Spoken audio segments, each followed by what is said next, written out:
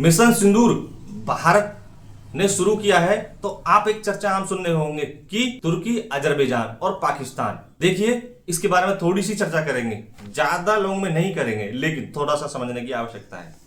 तुर्की के जो राष्ट्रपति हैं एर्दोगान, वो आजकल कश्मीर पे बहुत ज्यादा बयान दे रहे हैं, पाकिस्तान के समर्थन में दे रहे हैं, क्योंकि उनका संयुक्त राष्ट्र में भारत के कुछ आंतरिक मामलों में उठाना, आईओसी में पाकिस्तान का कश्मीर पर समर्थन करना और भी कई ऐसे मुद्दे हैं जिन पर वो पाकिस्तान का समर्थन कर रहा है। क्योंकि एक सीधी बात समझिए, वो एक इस्लामिक कंट्री का लीडरशिप बनने का वो प्रयास कर रहा है। अजरबैजान की बात करोगे तो अजरबैजान कुछ समय पहले जो भारत के साथ तटस्थ था, भारत के साथ खड़ा था, लेकिन वो भी 2020 में पाकिस्तान के समर्थन में कश्मीर के राग वो भी अलापता है।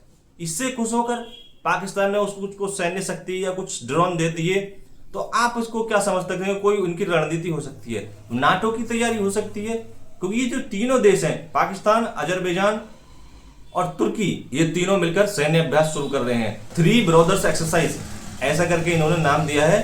तो ये एक इस्लामिक कंट्री का जो लीडरशिप का जो सपना है, वो इस समय तुर्की देख रहा है। इस समय आप जो ये 3 ब्रदर एक्सरसाइज चल रही है, उसको देखा जा सकता है। अब इस पर भारत की बात आप जान लेते हैं। देखिए, भारत ने अभी तक कोई भी सार्वजनिक या भावनात्मक प्रतिक्रिया नहीं दी है, क्योंकि जो भारत की रणनीति है वो डिप्लोमेसी और डिफेंस के जरिए तय होती है। और दूसरी तरफ बात करें कि एक तरफ तुर्की, अजरबैजान और पाकिस्तान है, लेकिन दूसरी तरफ भारत हो गया, रूस हो गया, इजराइल हो गया, फ्रांस हो गया, अमेरिका हो गया। इनकी कंपेटिटिव करोगे आप, इनकी तुलना करेंगे तो इनकी तुलना में कहीं बेहतर, कहीं आज आप हम लोग खड़े हुए हैं। और अगली बात आप जान लीजिए कि विश्व जो चलता है कभी भी राजनीतिक भावना से नहीं चलता। वो विश्व जो चलता है हमेशा शक्ति संतुलन से चलता है।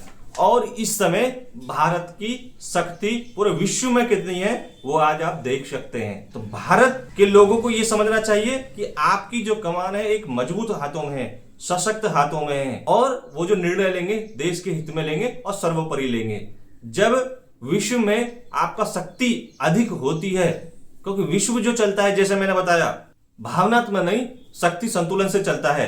तो जो देश हो सकता है आज आपके पक्ष में ना हो, आने वाले आपके पक्ष में हो जाएं।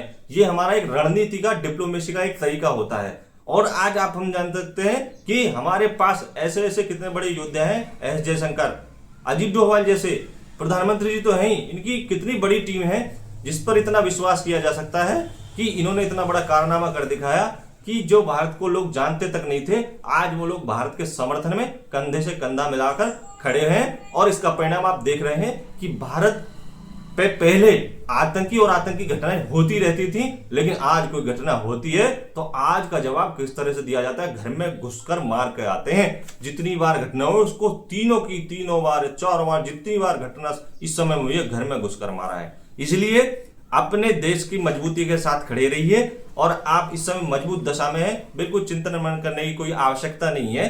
कहते हैं कौवे कांटे से भैंस नहीं मरा करती। तो इन चीजों से, इनको इकट्ठा होने से कोई बहुत ज्यादा फर्क नहीं पड़ने वाला, क्योंकि भारत अपने आप में सशक्त है, मजबूत है और शक्तिशाली है। वीडियो को देखने के लिए आपका बहुत बहुत धन्यवाद, आभार, धन्यवाद।